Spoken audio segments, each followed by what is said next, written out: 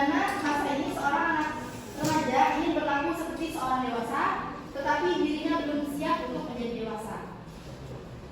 Masa remaja pertama berkira-kira umur dari 13 sampai 15 tahun, dan masa remaja akhir berumur dari 17 sampai 21 tahun.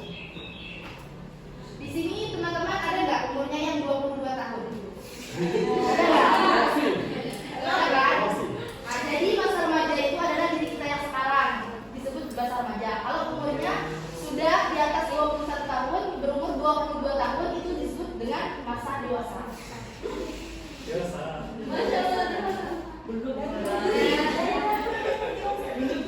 Yang remaja pada masa ini sering merasa kebingungan, bimbang, dan ragu-ragu.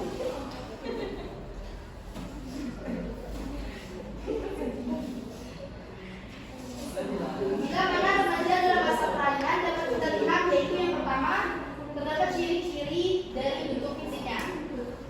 Mula-mula terlihat ibunya berperubahan jasmani, perubahan fisik yang demikian pesatnya dan jelas berbeda. Yang kedua, pertumbuhan inteleknya lebih mengarah ke pemikiran tentang dirinya. Yang ketiga, perubahan dalam hubungan antara anak dan orang tua dan orang lain dalam lingkungannya. Yang keempat, ibunya perubahan dalam berperilaku, pengalaman, dan kebutuhan seksual. Dan yang terakhir, perubahan dalam harapan dan tuntutan orang tua terhadap remaja. Yang kedua, sikap remaja dalam beragama. Masa remaja yang dikenal dengan cepatnya proses pertumbuhan, khususnya pertumbuhan jasmani.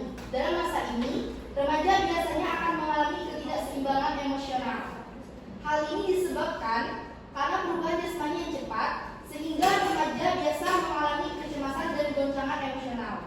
Inilah juga yang kadang menyebabkan kepercayaan agama mengalami goncangan juga. Kadang percaya kepada Tuhan dengan kuat, kadang pula lemah. Ini biasa terlihat dari cara beribadah kita pada masa remaja. Kadang rajin dan kadang pula malas. Ya kan, seperti kita rasakan.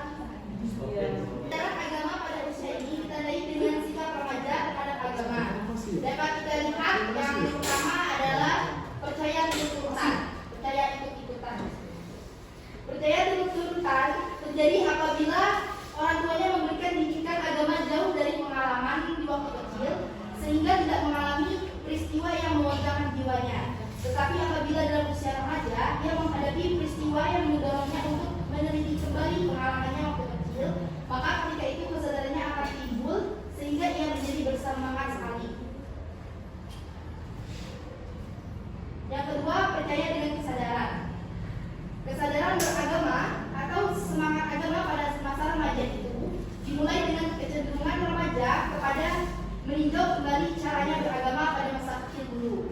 Sering pula remaja membandingkan keyakinannya dengan keyakinan teman-temannya atau menganalisis keyakinan secara kritis sesuai dengan meningkatnya pengetahuan remaja. Mereka itu menjadikan tidak mau lagi beragama sekedar ikut-ikutan. Biasanya semangat agama ini terjadi pada umur 17 sampai 18 tahun. Kalau percaya turut-turutan tadi biasanya terjadi pada usia 13 sampai 16 tahun. Kalau percaya dengan kesadaran terjadi pada usia 17 sampai 18 tahun.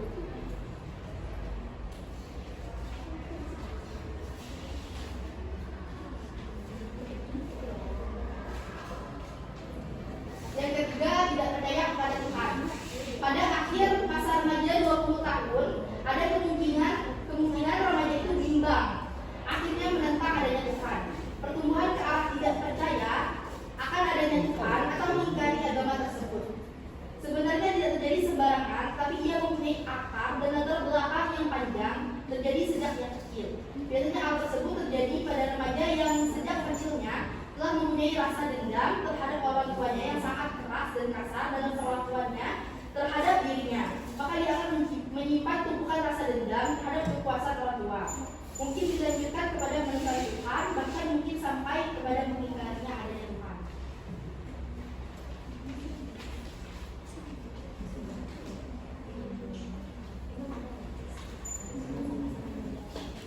Yang ketiga, pertumbuhan rasa keagamaan pada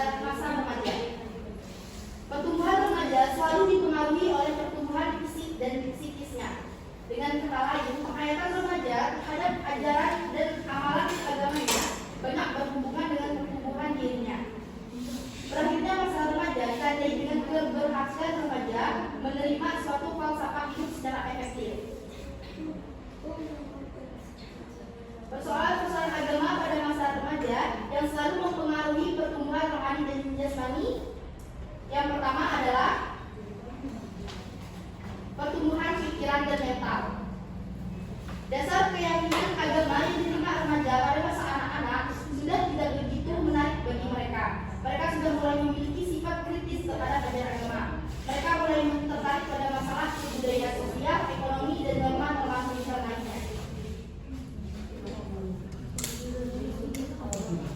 Yang kedua, perkembangan perasaan. Perasaan anak remaja memegang peranan yang sangat penting dalam bersikap dan mengamalkan agamanya. Berbagai perasaan telah berkembang dalam diri remaja, di antaranya perasaan sosial, etis, dan estetis mendorong remaja untuk menghayati kehidupan yang terbiasa dalam lingkungannya. Yang ketiga, pertimbangan sosial.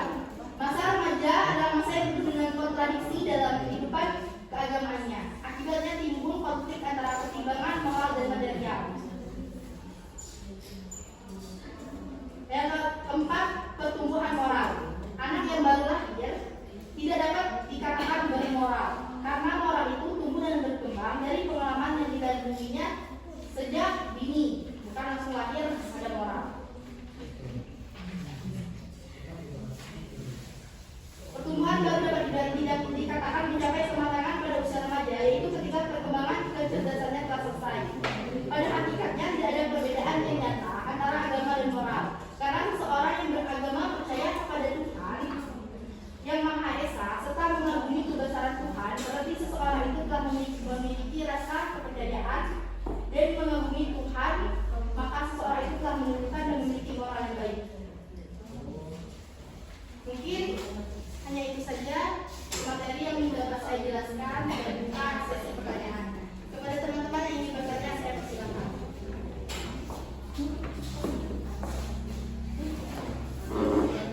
Kepada teman-teman yang ingin bertanya, saya persilakan.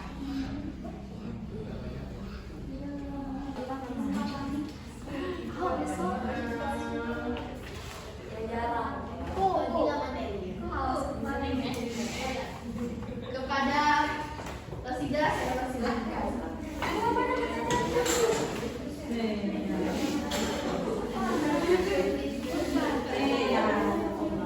Baiklah, saya ingin bertanya kepada Siswa. Pertanyaan saya,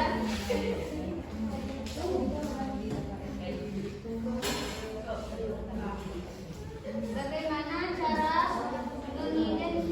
mengidentifikasikan fase perkembangan agama pada remaja?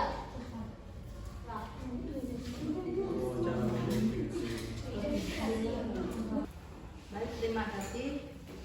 Saya ingin kepada saudari Siva dengan pertanyaan, apa yang harus dilakukan ketika orang tua terhadap anaknya tinggal di tempat yang minim terhadap pemahaman agama, karena kurangnya pemahaman agama akan membawa dampak.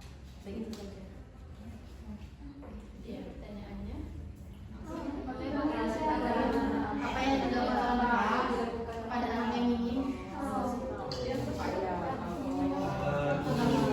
Anak yang minim.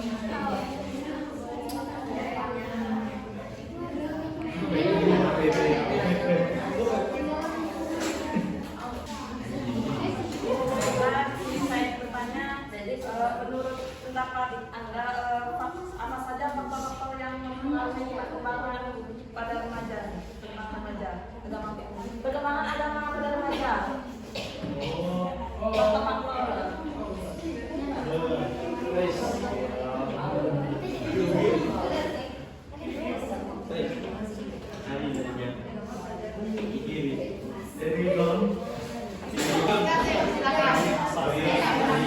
Baiklah, teman-teman sekarang saya ingin bertanya, apa tantangan terbesar yang dihadapi remaja dalam mempertahankan keyakinan agama mereka di era modern sekarang?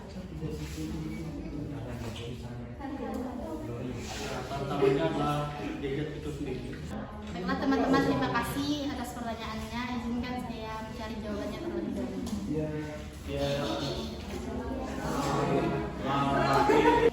Baiklah, izin teman-teman semua, di sini saya akan menjawab pertanyaan dari Yunisa, yaitu apa yang harus dilakukan orang tua kepada anak yang tinggal di tempat minim pemahaman agama. Menurut saya, hal yang harus dilakukan adalah dari orang tua itu sendiri yang pertama. Orang tua itu sendiri yang mengajarnya lebih dahulu, karena orang tua itu Ummu Madrasatul Ula, ibu adalah sekolah pertama bagi anak. Jadi orang tua itu sendiri yang pertama harus mengajarkannya. Seperti mengajarkan hal-hal yang kecil terlebih dahulu, mengajarkan dia berdoa sebelum melakukan aktivitas, seperti membaca doa sebelum makan, membaca doa sebelum berpergian. Baru mengajarkan dia sholat dan pemahaman agama yang lainnya. Cara yang kedua yaitu bisa anak tersebut belajar ke guru ngaji. Biasanya kan ke tempat-tempat yang minim di desa-desa di kampung-kampung kan ada guru ngaji kan biasanya kan.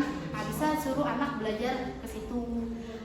Bisa suruh dia belajar membaca Al-Quran, menghafal surah pendek dan yang lain-lainnya. Itu menurut saya. Kepada saudara Nisa, Baik, terima kasih atas jawaban. kepada teman-teman yang lain, apa ada yang ingin tambahkan atau ingin disampaikan? Baik, ini dipersilakan. Kepada ini siapa silakan? Baik, itu menambah pertanyaan dari Siva. Jawabannya ialah orang tua itu bisa berinisiatif untuk mensekolahkan anaknya ke pondok pesantren dengan tujuan memahami tentang agama yang lebih dalam.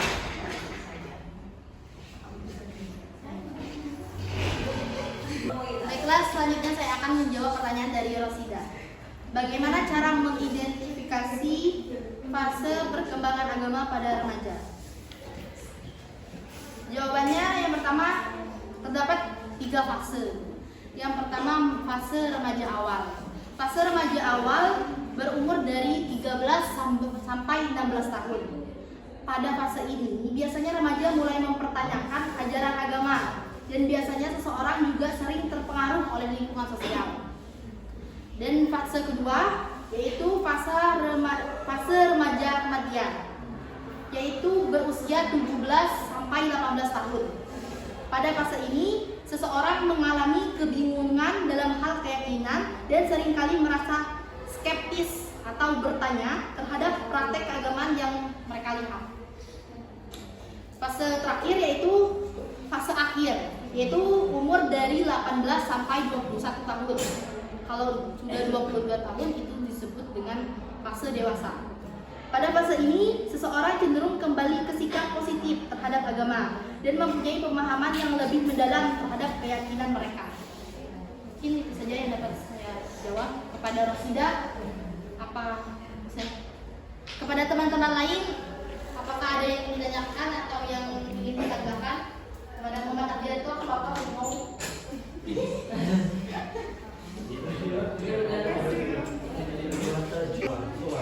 Baiklah, selanjutnya saya akan menjawab pertanyaan dari Diska. Diska, jangan menulis. Lihat.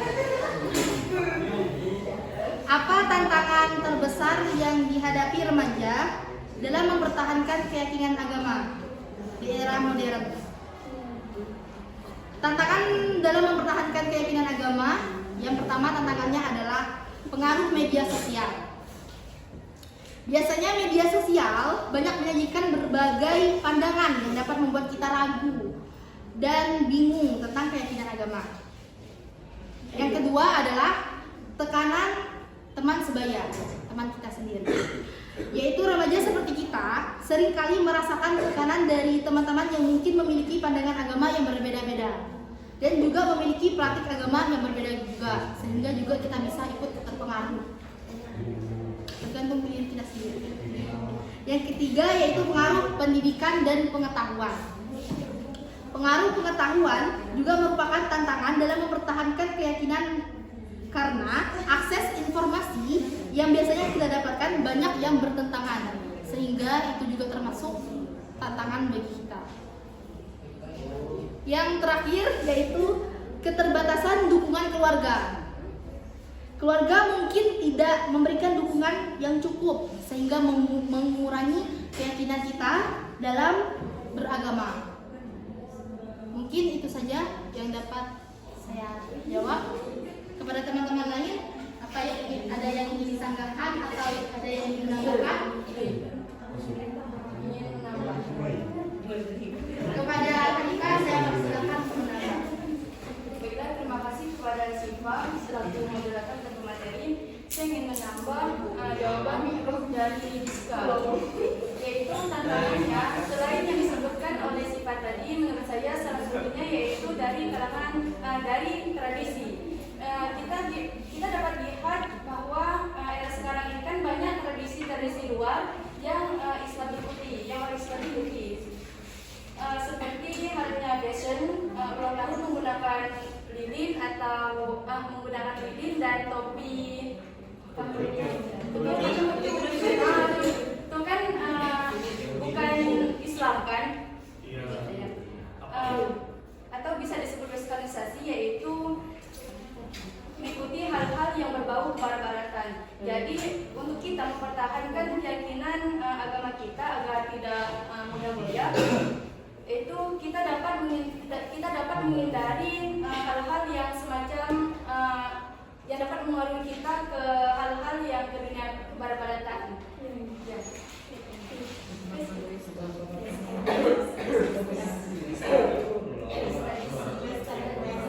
Baiklah, selanjutnya saya akan menjawab pertanyaan dari Zaunike. Faktor yang mempengaruhi perkembangan jiwa keagamaan. Yang pertama adalah faktor keturunan. Faktor keturunan yang ada sejak lahir seperti bentuk tubuh, sifat-sifatnya, dan wataknya. Yang kedua adalah faktor lingkungan. Pengaruh dari orang-orang terdekatnya seperti orang tua, guru, dan temannya. Yang tadi saya jelaskan itu juga termasuk faktor dari jiwa keagamaan. Yang ketiga, faktor pendidikan, yaitu pengaruh dari pendidikan formal dan pendidikan informal yang biasanya dia terima. Yang biasanya kita belajar setiap hari itu bagaimana. Dan yang terakhir, faktor perkembangan rohani dan jasmani. Pengaruh perkembangan pikiran dan mental dan juga perkembangan moral. Mungkin itu saja jawaban yang dapat saya sampaikan. Kepada teman-teman lain, ada yang ingin ditambahkan dan ingin ditambahkan?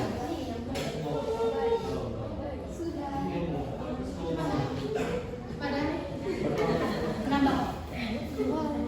Kepada Mas Anggara, saya persilakan mau menambah. Baiklah, saya ingin menambahkan jawaban dari Siva tadi mengenai faktor yang mempengaruhi perkembangan keagamaan pada seseorang ya. Ya, pada remaja. Jadi saya pernah dengar ada pakar yang menyebutkan bahwa manusia itu adalah kertas kosong. Nah, yang mencoret-coretnya siapa, yang menulisnya siapa itu adalah orang-orang terdekatnya, kayak keluarga, orang tua, pergaulannya, lingkungannya, dan yang lain sebagainya. Intinya itu yang mencoret dan membentuk sifat ataupun watak seorang manusia itu adalah hal-hal yang ada di sekitarnya, hal-hal terdekat yang yang ada di sekitarnya itulah. Jadi menurut saya itu mungkin tambahan dari saya sedikit. Mohon maaf apabila ada salah kata, teman-teman. Baiklah, terima kasih kepada teman-teman semua atas pertanyaan dan sanggahannya. Mungkin ini saja materi yang dapat saya sampaikan. Kurang dan lebihnya saya mohon maaf, kepada Allah saya mohon ampun. Saya akhiri, wabillahi